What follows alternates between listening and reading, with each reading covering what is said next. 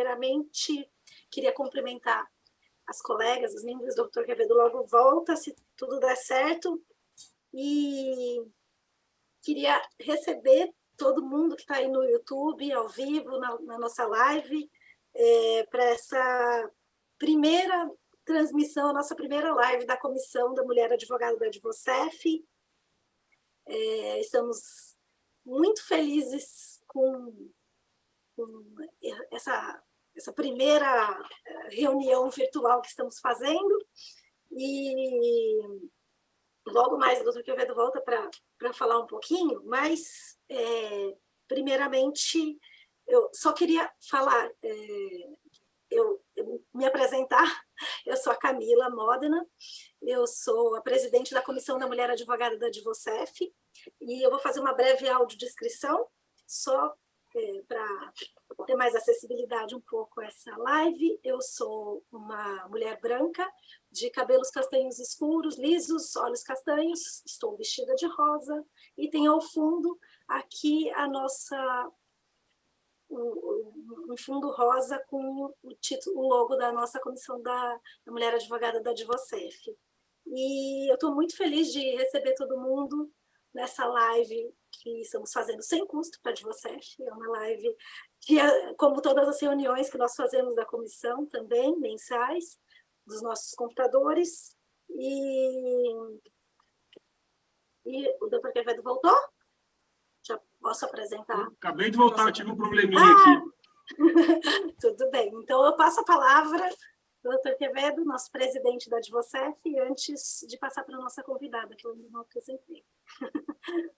Bem, eu quero agradecer o convite para vocês, dizer que eu assisti algumas, assisti até a última com a Elga Lustosa, que é uma colega que eu não conhecia, achei muito bacana, assim, achei até para trocar experiências de vida, teve várias coisas que eu fiquei bem reflexivo ouvindo quando eu vi as lives, né, a experiência dela na pandemia, mudança de vida, né, e eu achei assim, a iniciativa de vocês assim fantástica, né, até surpreendente. Eu tenho falado para as meninas aí o desempenho, a qualidade do desempenho. Acho que tem vários talentos aí que eu desconhecia. Assim, eu achei que as pessoas têm um talento, uma desenvoltura, uma facilidade de comunicação e de lidar com esses meios que me surpreendeu, né?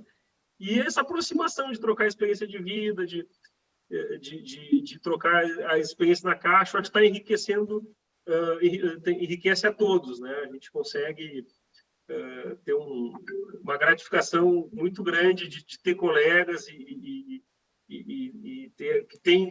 compartilham isso aproxima. Então, acho que vocês todos estão de parabéns, né? E em relação a ser uma iniciativa para valorizar as experiências das mulheres, né? Eu gosto muito de uma frase que também era da Rosa de Luxemburgo, que é uma das primeiras feministas, que ela disse que queria ter um mundo onde todos sejamos socialmente iguais, né, humanamente diferentes e totalmente livres, né?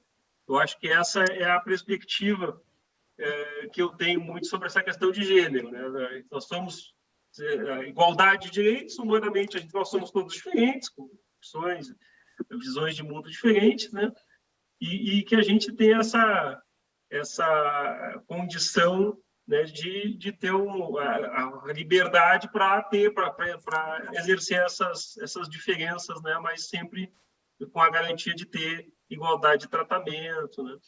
Então, essa é uma mensagem que eu queria deixar para vocês e agradecer aí pela iniciativa, dizer que eu acho que vocês estão de parabéns aí, está sendo magnífico, e eu acho que isso contribui para a Caixa, né, até para a questão motivacional, de clima, das pessoas. Às vezes a gente está muito afastado pelas tecnologias, hoje em dia, a mudança de trabalho, e às vezes, então foi tão bom quando eu assisti a live, eu pô, mas veio outra pessoa que tem às vezes as mesmas dificuldades que eu tenho, as mesmas angústias, né? Então isso acho que tem até esse lado de saúde mental, né? De ajudar, de compartilhar experiências. Eu acho muito bacana, né? E eu acho que nós temos que fazer um esforço aí, talvez para aproximar, talvez o universo masculino talvez disso, né? Porque eu acho que isso faria bem para alguns colegas, né? Mas a gente sabe que tem uma certa resistência, né? Até pela algumas críticas que teve, tipo, como é que por que estão gastando? Já não tem gasto nenhum, é uma iniciativa louvável das pessoas que estão dedicando seu tempo e tal. Eu acho que é uma coisa muito saudável, né? Até nesses, acho que foi, não sei se foi a Rosa ou foi a Fabíola comentou comigo que agora a gente tem um Outubro Rosa, né, de experiência de conscientização para prevenção, então tem todo esse lado e eu acho que vocês aí estão de parabéns. Não vou tomar mais o tempo, vou passar para a Camila, a presidente da comissão, para dar início aos trabalhos aí. Um beijão para vocês. Obrigada, doutor Quevedo, nosso presidente. E aí, só fechando, antes de eu apresentar a nossa convidada, falar que a nossa comissão, nós somos 8 membros, né? Estão presentes aqui, conseguiram estar presentes aqui na nossa reunião a Maria Rosa e a Melissa Pinheiro. Agora a gente vai abrir os trabalhos com a primeira live da nossa Comissão da Mulher Advogada, falando sobre um tema muito importante, que é a liderança feminina. E quem vai fazer essa palestra é a nossa associada, membra e advogada da Caixa, doutora Carolina Jatobá, que é consultora na DIJUR, doutora na PUC São Paulo, professora titular na Uniceu no Distrito Federal e foi superintendente de compras na Caixa em 2021 e 2022. E eu vou passar a palavra agora para a doutora Carolina Jatobá. Boa palestra. Obrigada, presidente. Obrigada, Camila. Também presidente, né, da nossa querida comissão. Tenho muita honra, estou muito feliz de participar dessa nossa primeira palestra, né? A gente tem aí pensado, enquanto comissão, em várias formas de comunicação, mas essa é a primeira palestra. E fato é que, realmente, presidente, a gente tem profissionalizado, aplicado os questionários, o nosso trabalho tem sido intenso no sentido de conscientizar, engajar não só mulheres, mas principalmente os homens, o universo masculino também, da perspectiva de gênero, né, que é hoje muito relevante, inclusive é tema da responsabilidade socioempresarial, tema, inclusive, da OCDE, da própria ONU. Então, há vários observatórios sobre isso, né, sobre essa questão de inclusão, e não só de gênero, como de outros aspectos também, mas o nosso tema aqui é sobre a liderança feminina. E eu vou compartilhar a tela com vocês, porque eu fiz uma pequena apresentação, só para a gente se guiar um pouquinho e começarmos a nossa conversa, né? O nosso bate-papo. Eu não sei por... Pronto. Agradecer a equipe de comunicação, né, da Advocef, que permitiu que a gente fizesse também esse trabalho de design também bem bonito. Então, em nome aqui da comissão, faço esse agradecimento. E eu começo a nossa palestra falando de algo que permeia toda a existência feminina, né? Então, antes de começar e trazer aqui para vocês alguns dos temas, quando nós estivemos, né, a Camila e as demais membros, nós estivemos reunidas, eu comentei que eu fiz uma certificação internacional numa universidade à distância, né, mas a certificação sai pela universidade em Lisboa. E, para minha surpresa, quando eu comecei a fazer essa certificação, eu imaginei que a gente fosse ter ali um box, né, de conhecimentos, uma caixa de ferramentas de conhecimento sobre gestão feminina. Era uma certificação em liderança feminina. E, para minha surpresa, na verdade, não foi nada disso. Nós discutíamos em grupo sobre aspectos comportamentais.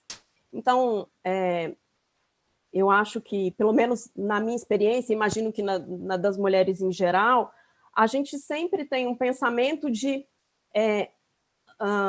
estudar muito, batalhar muito, tentar mostrar aquilo que a gente faz de uma maneira muito assertiva, muito objetiva, e com isso a gente vai reunindo qualificações que me parece, um modelo de sucesso até bastante masculino.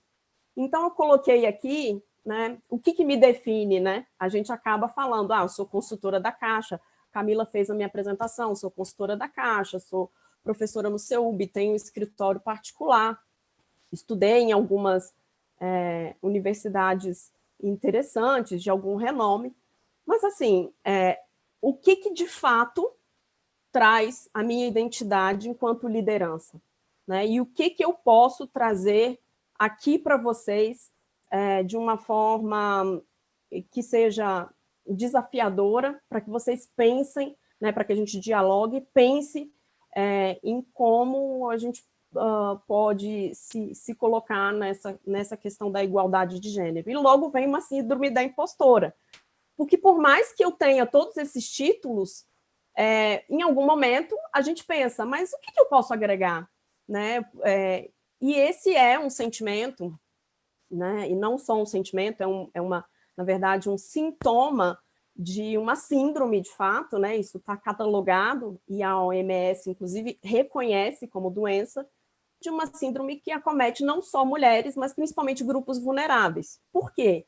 Porque, historicamente, esses grupos estavam desalojados desse lugar de destaque. Então, quando eles chegam, eles sempre se questionam, mas eu deveria estar aqui?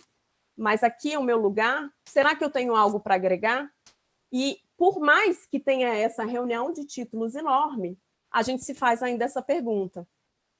Por quê? E exatamente a resposta é: não temos essa igualdade de gênero. Somos minoria ainda, né, em alguns aspectos.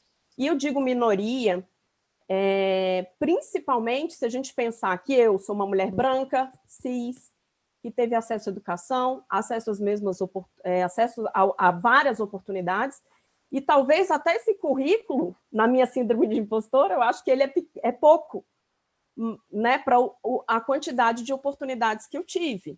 Mas, óbvio, eu devo isso a uma ancestralidade, a um passado, a um território que me permite ter uma liberdade de expressão, uma liberdade de casamento, enfim, de tomada de decisão. Né? Eu lembro, assim, a minha avó, o que se tornou essa menina, que sou eu aqui, bonitinha, lembrando que a gente está em outubro, né, o mês da criança, o que transformou essa menina nessa mulher, né? E por que tantos títulos? Isso vem exatamente da inspiração das mulheres da minha família. A minha avó não teve a mesma sorte que eu.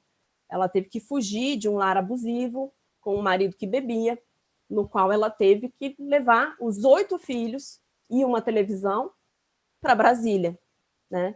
Então, essa força da minha avó, e depois da minha mãe, e depois das pessoas que vieram, me inspiraram, né? Porque ela sempre me disse: você precisa estudar e aproveitar as oportunidades. Mas, ainda que eu tenha aproveitado essas oportunidades e tenha tido uma rede de suporte, né, no lar, em relação à família, em relação ao próprio ex-marido, que dava muito apoio, né, para essas questões, o meu atual companheiro também dá, mas a gente tem uma necessidade de rede de suporte. Então, na verdade, não se trata só de mérito, é um conjunto de atribuições, um conjunto de elementos que nos fazem chegar a esse 1% de mulheres que podem ser consideradas líderes femininas, né? E aí eu reconheço que, e é difícil reconhecer, mas, enfim, faz parte, de que me chamaram para palestra não só pelos títulos, mas porque, de alguma forma, obviamente, os títulos foram conquistados com muito esforço, com muito suor, e eles são um resultado palpável das dificuldades que nós temos de penetrar em vários espaços, nos espaços acadêmicos, nos espaços de trabalho, nos espaços familiares, em vários espaços, né? Porque sempre nos é questionada a nossa capacidade.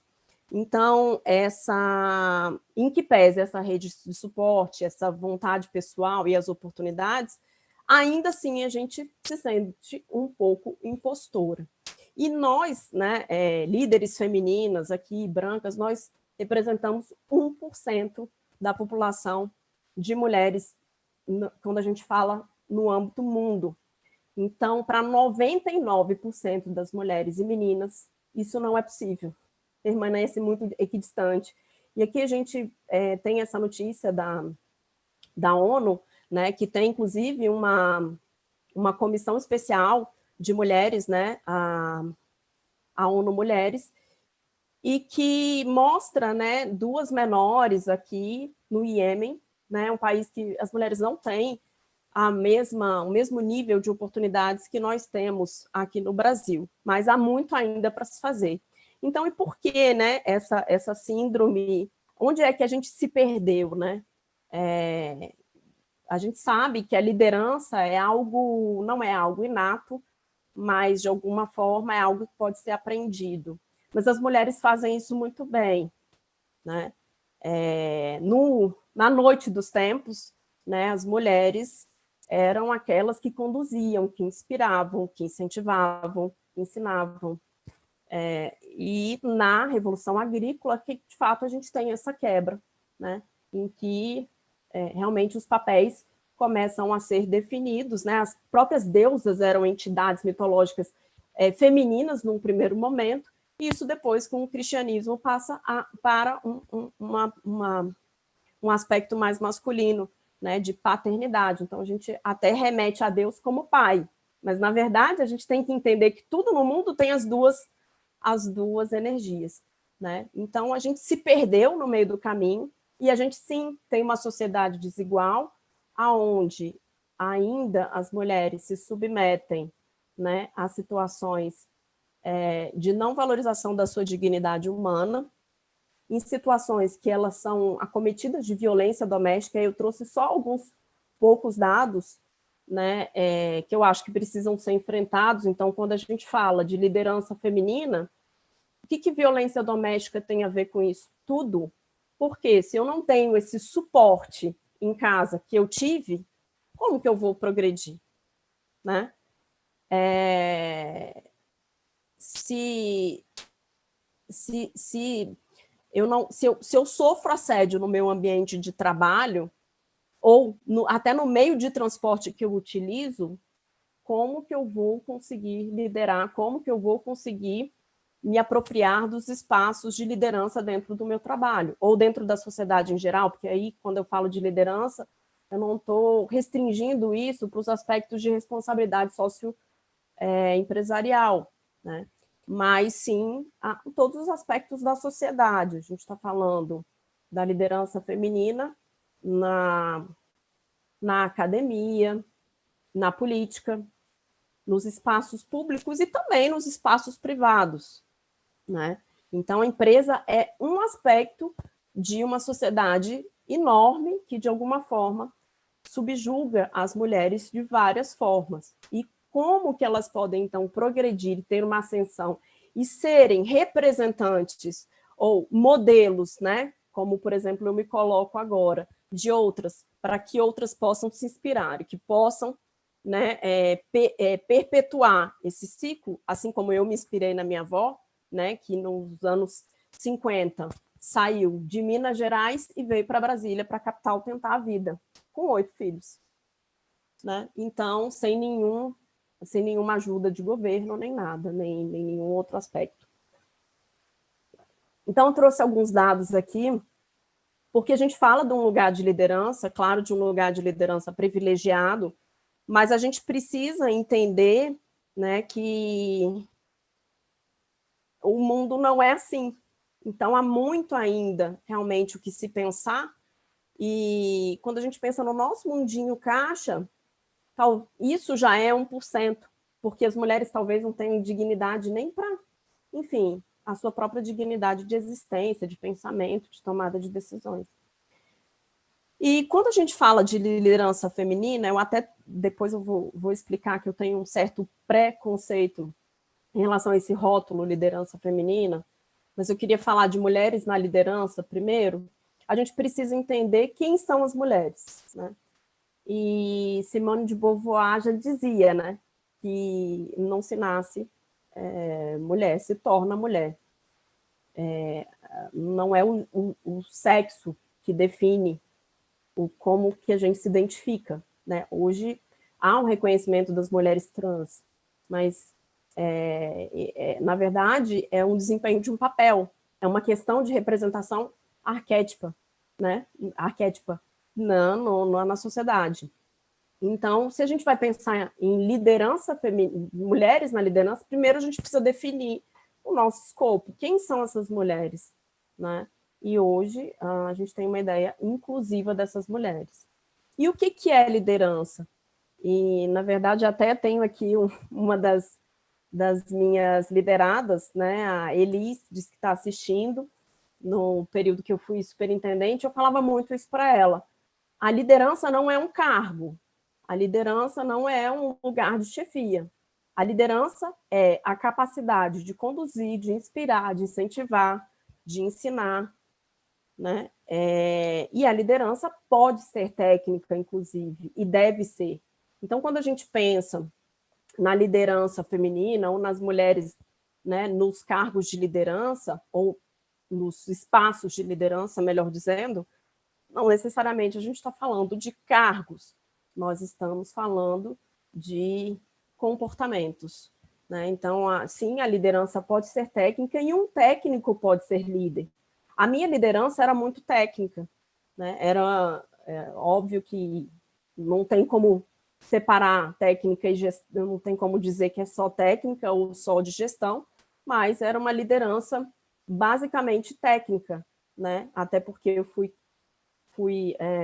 incluída ou sugerida naquele ambiente que a gente sabe que foi um ambiente tóxico, né, de assédio, enfim, de tudo que veio a público nos últimos anos, e eu estive à frente da superintendência nesse ambiente, né, nesse ambiente hostil, nesse ambiente em que não se valorizava, né, o que a gente falava, o que a gente colocava, e se entendia que as mulheres que estavam ali naquela liderança eram por algum motivo, né, que não pela sua própria capacidade, né.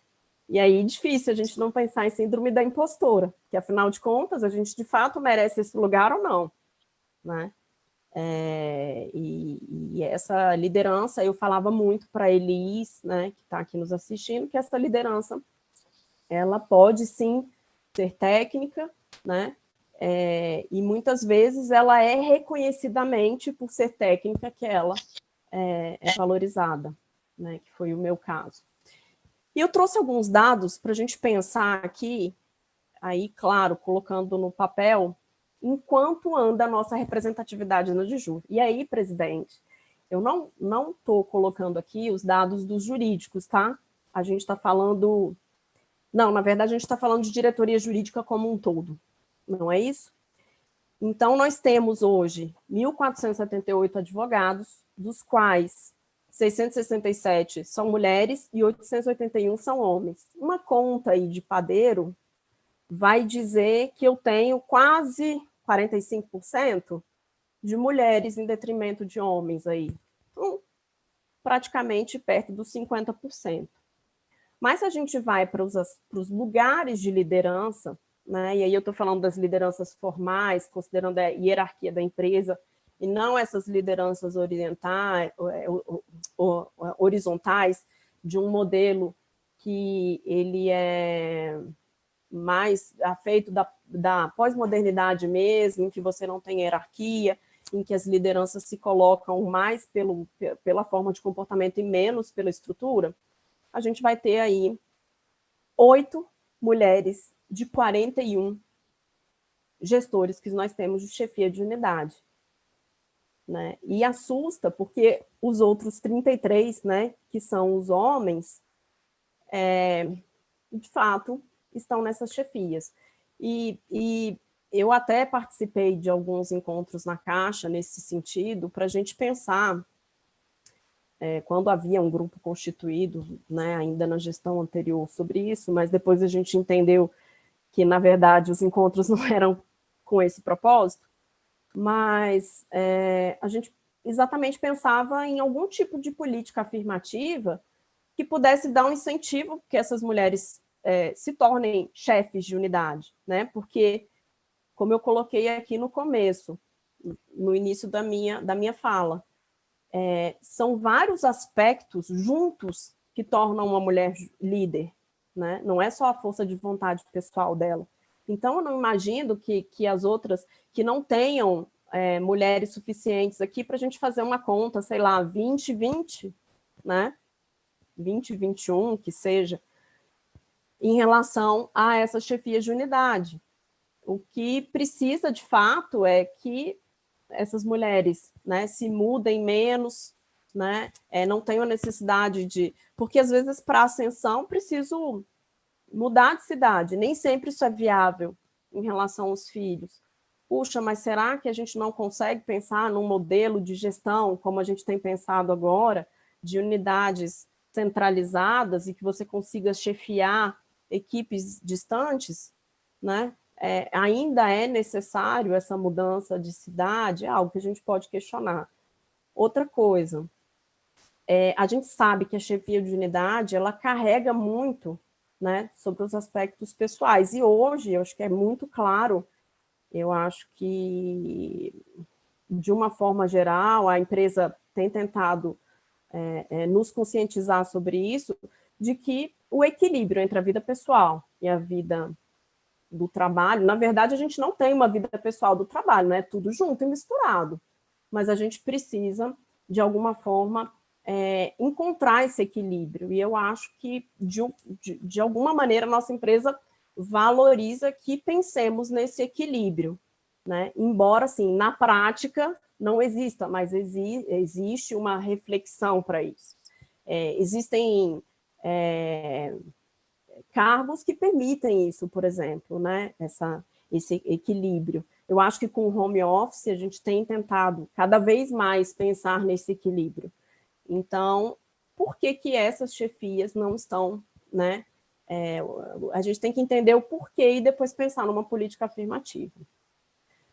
Bom, cargos gerenciais, né? Em geral, a gente tem 215 cargos gerenciais, dos quais só 83 são ocupados por mulheres, né? Então, também um número bastante baixo aí, né? Não chega nem a 20%, é isso? 38%, por aí. Então,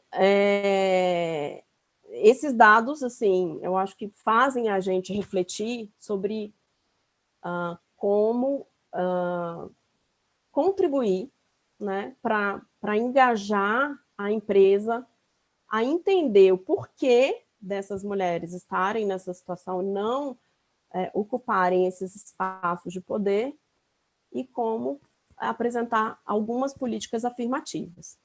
E aí, assim, o fim da minha fala é um pouquinho sobre a questão da liderança feminina, né? Existe uma liderança feminina? Eu entendo que não. Por que quando a gente fala de liderança... Por que a gente não fala de liderança masculina? Existe uma feminina e uma masculina? Existe um modelo de liderança, né? Então, a liderança feminina ela seria mais intuitiva, considerando os arquétipos, enfim, mais difusa, mais acolhedora, mais sensível, mais yin, menos yang, né? Enfim, essas polaridades que a gente sabe que existem das energias femininas e masculinas. Mas existe uma liderança feminina, de fato? Aí, assim, é uma crítica minha ao rótulo, tá? Porque feminina remete a uma característica, né? A um conceito que é intrínseco à questão da liderança. E eu acho que não existe. O que há mulheres em liderança ou não, mas a liderança ela é una. Inclusive, há mulheres, como eu, que, sendo líderes, tentam ser bastante masculinas. E, aliás, essa também é uma questão decorrente da síndrome de impostora, que eu acho que, e isso veio muito à reflexão nessa certificação que eu fiz, de reproduzirmos modelos de liderança masculinos, porque entendemos, né, e aí considerando que há essa diferença, entendemos que esse é o modelo ideal, né, então de força, de execução, e, na verdade, ambos, né, mulheres e homens, trazem as duas energias. Então, há uma liderança eminentemente feminina? Existe isso? Existe um curso para você fazer e entender comportamentalmente como tratar? E se existisse, as empresas estão, vamos dizer assim, preparadas para lidar com esses aspectos de sensibilidade em relação às cobranças, a tomar decisões menos racionais e mais intuitivas, né? Então, esse é um ponto que eu acho que assim, é bastante reflexivo, né? Porque eu acho que não há um modelo, um mindset feminino ou masculino, né? Ambos, cada um tem a sua forma de liderança, né? Que eu acho que é algo muito pessoal. Mas o que eu penso é que aspectos femininos poderiam ser incluídos numa liderança, e que a empresa pensar isso em termos corporativos seria bastante valorizado e um fomento para que as mulheres pudessem também exercer aquele papel que elas já exercem tão bem, né? De cuidar dos seus, de acolher, enfim, de ensinar, e dos aspectos femininos em si. Então, eu fecho a minha fala, na verdade, linkando essa fala com a minha apresentação pessoal, né, de que a mim foi dadas oportunidades, os meus ancestrais me permitiram que eu pudesse pensar em ser líder. Eu tive uma rede de suporte, sim, então, enquanto eu estudava, tinha alguém que fazia compras, tinha alguém que me dava um apoio, tinha, enfim, alguém, até, né, a minha secretária, né, que deixava a casa dela para poder limpar a minha, então tinha, sim, uma rede de suporte, sempre tive a rede de suporte dos meus pais, e tinha a vontade pessoal. Então, para mim, as políticas afirmativas, e óbvio, quando a gente estuda políticas afirmativas, eu tive a oportunidade de, ainda na graduação, escrever sobre o tema, e na época estava muito em voga as questões das cotas, né? Então, quando a gente pensa em política afirmativa, não é só cota, né? A política afirmativa é todo um racional no sentido de incluir um grupo que historicamente foi excluído, né? E ela pode se dar de várias maneiras. E o que eu, né, sugiro e coloco aqui para reflexão, e talvez acho que nas próximas reuniões, meninas, eu acho que a gente precisa pensar, e claro, com o apoio de todas as associadas e representadas, como que a empresa pode reconhecer, né, essas oportunidades, ou oferecer mais oportunidades nos cargos, né, seja hierarquicamente ou formalmente relacionados à liderança feminina, ou até essa liderança informal, né, essa liderança técnica. Às vezes a pessoa incentiva ali o grupo, né, como por exemplo, a liderança da nossa própria comissão, né. Eu acho que todas aqui pensam assim, a gente parte mesmo sempre de um mesmo lugar. Como que a empresa pode também valorizar essas ancestralidades, né? Assim, apoiar a mulher sendo mãe, o pai sendo pai, né? Os momentos pessoais de família, as vitórias pessoais, as conquistas, né? Os incentivos. Então, isso também tem que ser pensado. E, principalmente, eu acho que falta muito a questão da rede de suporte. Então, hoje, a gente não pode pensar, tem o auxílio creche, mas, assim, mulheres que amamentam, conseguem trabalhar num cargo de gestão e amamentar ao mesmo tempo? Não. A gente tem um espaço para isso dentro da Caixa? Não. Então, essa rede de suporte, nem sempre você vai ter a sorte de estar dentro do 1%. Então, você precisa dessa que a empresa, de alguma forma, insira isso, fomente isso, né? Por isso que é artificial, por isso que a política afirmativa ela é por um determinado período, porque aquilo não vai acontecer naturalmente, né? Se você não colocar o grupo de negros ali dentro da universidade para que, de alguma forma, essa realidade mude, ela não vai mudar por si só. Porque aí um negro que sobe. Eu lembro que na época que eu fiz a pesquisa, eu conversei muito com o ministro Joaquim Barbosa. Ele tem um livro sobre políticas afirmativas, é um livro bem interessante. E ele foi, na verdade, escreveu a tese de doutorado dele, ele escreveu o livro com apoio da Fundação Ford, e ele foi para Harvard, na verdade. E aí até me remete um outro professor bem interessante de Harvard, que é o Michael Sandel, que fala do mito da meritocracia, né? Porque a meritocracia ela é importante, então incentivar a vontade pessoal é importante. A meritocracia, né, se você tem tudo isso, oportunidade, ancestralidade, rede de suporte, vontade pessoal, você prospera. Mas só vontade pessoal não é suficiente, e por isso a tirania do mérito, né, esse livro do professor Michael Sandel, que é de Harvard, ficou muito conhecido naquele livro da justiça, né? Então, era isso que eu tinha para oferecer, né? Lembrando que, acho que eu não finalizei o pensamento em relação ao ministro Joaquim Barbosa, acho que eu comecei, não finalizei. A política afirmativa, ela tem um tempo no espaço, um tempo, né? Pré-determinado para ela acontecer e num determinado espaço. E depois aquilo naturalmente ocorre, né? Então, essa política afirmativa de reconhecer oportunidades, valorizar as ancestralidades, oferecer uma rede de suporte, incentivar que as pessoas tenham vontade pessoal, que ela, por si só, exclusivamente não é suficiente, né? Acho que é muito claro isso, então, eu devo toda a minha história a todos esses elementos, né, e não só a minha vontade pessoal. Então, é com isso que eu queria fechar a nossa palestra, colocando aqui para reflexão e para que a gente possa tratar, né, meninas, nas próximas comissões, enfim, nas nossas próximas conversas, sobre como levar essas políticas afirmativas para que a empresa possa compreendê-las, enfim, talvez até adotá-las, né? Eu acho que eu parei o compartilhamento, né? Parou, sim. Era isso. Você tem palavra, presidente.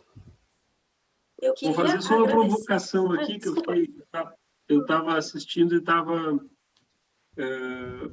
refletindo sobre vários pontos que tu colocou. Eu acho que tem um ponto aí que para mim, ele é muito importante, que tu chamou bem a atenção lá no início, que é a mudança de postura, né, das mulheres, né? Às vezes os espaços estão abertos, mas está internalizada aquela ideia de eu não posso, esse não é o meu espaço, esse não é o meu papel. E até eu vou trazer um exemplo, não sei se é o mais adequado, mas a gente tem alguns lugares. O Brasil nunca teve um apartheid formal, né? A gente nunca teve um apartheid formal escrito. Mas em muitos lugares no Brasil, até hoje, é bem comum, em praias, que existe um horário que as pessoas vão, uma determinada classe social vai, no outro vai outro, não tem nada escrito, mas aquilo está internalizado nas mentes das pessoas, né? É uma norma costumeira, né? É uma norma de costume. Então, as mulheres, eu acho que tem um pouco disso. Eu acho que os espaços, eles estão cada vez mais abertos, as possibilidades, mas está muito internalizada a ideia de, bem, esse não é o meu espaço, esse não é o meu papel. Mas será que está, presidente? E eu acho que está começando a... Mas como é que tu consegue resolver isso? Com iniciativas que nem vocês estão fazendo com a comissão. Isso que eu queria chamar a atenção. Essas iniciativas de chamar para a liderança, de chamar... Né, vai alterando muitas vezes uma visão individual, no sentido, eu não posso, eu não vou, eu não estou afim, né, vai empoderando, né, que é pela iniciativa. Eu acho que isso tu colocou muito bem, eu acho que é muito importante, então esse papel da comissão tem que ser valorizado. Os espaços estão abertos, nós temos a contribuir, né, nós temos muito mais a contribuir, nós podemos, né, então acho que essa mensagem eu acho que é importante deixar. Excelente. E outra coisa que eu coloquei no chat ali, aquele dado que tem seria do conjunto de empregados da DIJUR, né? Sim. Mas só dos advogados, eu tenho a impressão, eu acho que aquele quadro, aqueles dados mais ou menos não vai alterar muito, mas eu tenho a impressão que a gente tem em torno de 2 advogados por um advogado, 2 por 1, enquanto advogados, né? Sem cargo, né? Só advogados, sem os técnicos bancários. Sim. Eu tenho a impressão que em técnicos bancários tem uma paridade, talvez até tenha mais mulheres do que homens. Eu acho que tem o dado, presidente, em relação aos... cargos não gerenciais, é isso? Não, só os advogados, porque ali tem 1.400, tem advogados e bancários, né? Não, ali é só de Ju, não? Mas tem os bancários que nós Sim, somos verdade, de Ju, verdade. Tem um apoio, né? Verdade. Tem um apoio. Eu tenho a impressão que no apoio tem mais mulheres que homens e entre os advogados ainda deve ter 60-40 em termos de homens e mulheres. Mas já pensamos nisso, né? Na verdade, Camila, se ela quiser falar mais, mas a gente mandou um ofício para a Diju para detalhar esses dados. Então, o dado que eu apresentei é um dado cru. Inclusive, a gente burilou. Então, assim, dessas pessoas que estão em lideranças, quantas são mães? Quantas precisam cuidar de alguém que não seja seu filho, mas precisa cuidar de um parente, enfim, né, Camila, se quiser falar um pouquinho sobre isso. Não, sim, é muito bom você ter falado, Carol. Primeiro, eu queria agradecer, assim, essa palestra foi incrível, eu acho que todo mundo que está assistindo no YouTube, que for assistir depois, eu mesma vou querer assistir de novo, porque ela foi sucinta, mas ela foi no ponto que a gente precisa falar. E eu concordo que estão abrindo mais espaço para as mulheres, mas eu não acho que estão tão abertos também não, na verdade, viu? De verdade é isso, a gente está cavando nossos espaços e considerando toda aquela situação que a doutora Carolina colocou no começo, e eu acho importante ainda acrescentar essa questão. Tem a questão das tarefas de cuidado, que normalmente são atribuídas às mulheres, e a carga mental, e o cuidado da casa, que se não tiver, como bem colocou a doutora Carolina, se não tiver o suporte, e esse suporte, na maior parte das vezes, para muitas mulheres que têm um interesse de subir na carreira e são privilegiadas, são brancas, cis, têm uma certa escolaridade, não passam por violência doméstica, tudo, além de tudo tem que ser pago. E, enfim, mesmo assim, delegar uma tarefa é complicado e exige uma carga mental ali bem grande. Inclusive, estão comentando no YouTube que os espaços não estão tão abertos para as mulheres ainda mesmo. Comentaram no nosso chat do YouTube. Mas, de novo, eu queria agradecer imensamente essa palestra da doutora Carolina Jatobá. Foi assim, incrível. Como tem sido também muito interessantes as nossas reuniões, e eu acho que, como o doutor Quevedo colocou, as reuniões da comissão que a gente tem feito, a gente tem trazido justamente essa intenção das políticas afirmativas também para a Caixa, para as advogadas, no caso, como o nosso escopo são as advogadas, então nosso foco tem sido esse. Eu queria agradecer a presença das membras que entraram aqui na nossa live, a doutora Melissa, que já estava, a doutora Maria Rosa, a doutora Liné e a doutora Kátia. Temos as outras que não conseguiram comparecer, enfim, que também mandaram mensagens agradecendo, gostariam de estar conosco, a doutora Fabíola, a doutora Roberta, e queria agradecer mais uma vez, doutor Quevedo, por ter auxiliado a nossa criação da Comissão da Mulher Advogada, porque é realmente muito importante para aumentar essa participação feminina. E eu quero acrescentar que os 2 pontos, a inscrição para o clube de leitura que nós comentamos, várias pessoas comentaram de interesse, podem mandar no e-mail da comissão, que é cma@advocef.org.br, vai estar na descrição, vai ser compartilhada pela Márcia e nosso e-mail. Se tiverem sugestões de temas para nós discutirmos nas nossas reuniões, podem mandar no e-mail também. Nós estamos conversando nas reuniões justamente assuntos de interesse para nós, mulheres advogadas. Então, a nossa intenção é trazer cada vez mais conteúdo de interesse, não só para mulheres, para homens também, mas com essa intenção de aumentar a participação feminina, aumentar o que a gente pode fazer e acabar com essa síndrome de impostora, né, Carol?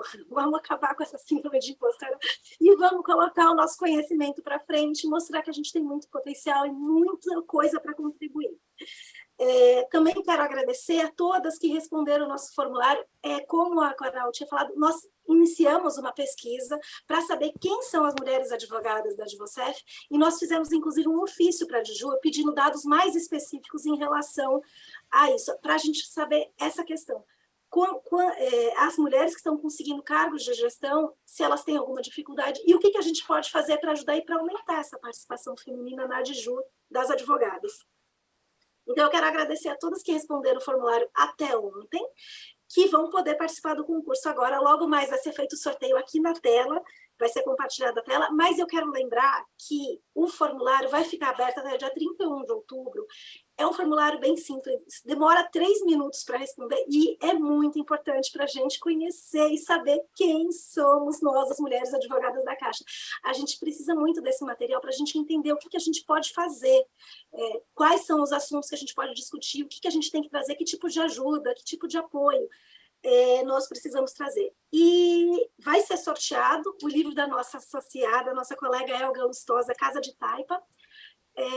Eu vou passar a palavra, eu acho que a Márcia vai compartilhar a tela agora do sorteio, é isso, Márcia? Posso só falar mais uma coisa? Pode. Não, achei que tá legal demais o bate-papo, assim, e eu acho assim, na minha perspectiva, essa iniciativa de vocês, assim, tem um valor muito grande para mudar esse estado de coisas. Então, na medida assim que eu provoco, porque se vê muita mesmo no período passado recente, se tinha aquela coisa, vou afirmar a mulher e tal, mas ficava uma coisa no discurso, aí falta ação. Então, se vocês tomaram ação, vocês tomaram a frente, então vai se formando lideranças, vai se provocando debate. Dessas reuniões, dessa discussão, vão se afirmando novas lideranças que vão, inclusive, poder ocupar esses espaços, né? Eu acho que em breve a gente pode ter uma adjunta, a gente não teve nunca uma diretora jurídica, eu acho que, né, por que não, né? Mas para isso... Da LID, não foi? Teve a da LID, é mesmo, eu falei aí. Mas podemos ter outras, né? Mas para isso tem que ter ocupar os espaços, ter essa postura que vocês estão tendo, então acho que isso é muito valioso, muito valioso. Então, está todo mundo, estão de parabéns aí. E essa iniciativa partiu das meninas aí, da Maria Rosa, da Linéia, da Fabíola, né? Não foi de mim. Então, mais valor, estão mais de parabéns ainda, porque eu acho que estão excelentes frutos aí. Obrigada, presidente. Realmente foi uma ideia que surgiu do Congresso, né? Surgiram espontaneamente várias dessas conversas e foi muito legal essa união, nós nos aproximando e falando, olha, acho que precisava ter esse espaço, a gente tinha que aproveitar esse espaço. Na tela estão os nomes de todas que responderam o formulário até ontem, 9, e vai ser feito o sorteio agora, vão ser sorteadas 10 colegas para receber os livros.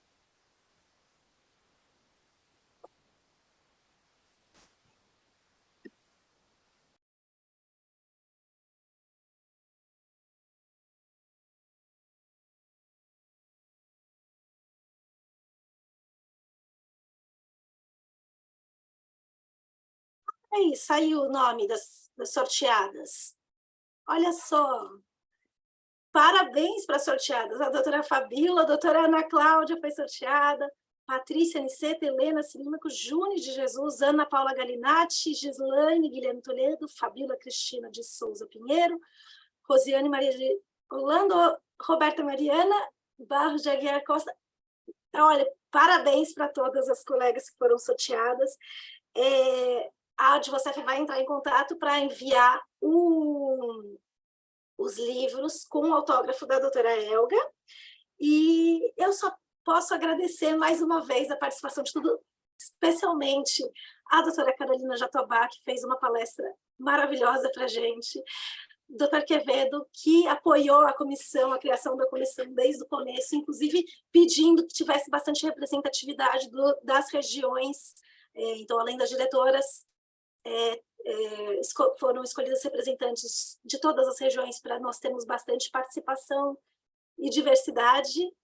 E eu acho que é isso. E vamos encerrar essa live, a primeira live da Comissão da Mulher Advogada da ADVOCEF. Obrigada a todos e todas e até mais.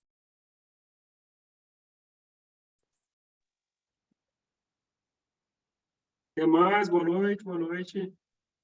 Até mais, gente. Boa noite. Boa noite a todos. Boa Excelente, noite. viu, meninas?